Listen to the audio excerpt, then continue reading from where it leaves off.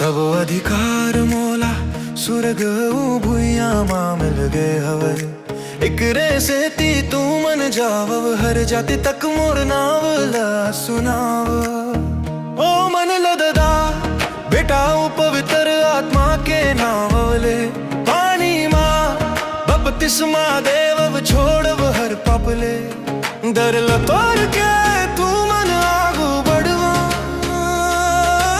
अंजार बनवा दुनिया में अंधियार चीर देवा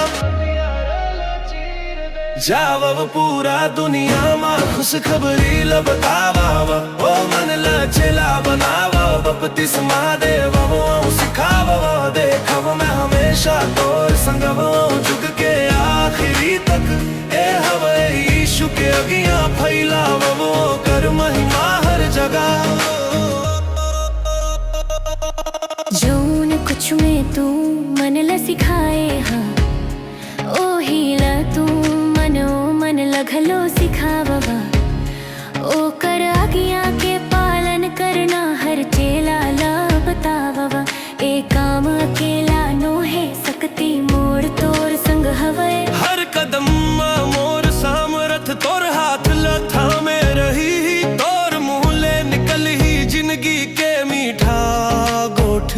जौन सुते हवाए परान माँ ओ मन के आँखी खोल ही ना बोली के सीमा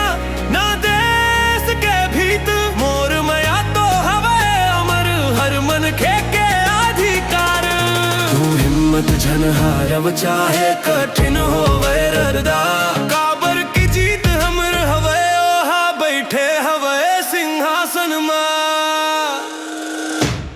जावव पूरा दुनिया मां खुश खबरी लबतावा ओ मन लचला बनावा बपतिस्मा देव वो सिखावा देखव मैं हमेशा तोर संगवा जुग के आखिरी तक ए हवे यीशु के अगिया फैलाव वो कर महिमा हर जगह।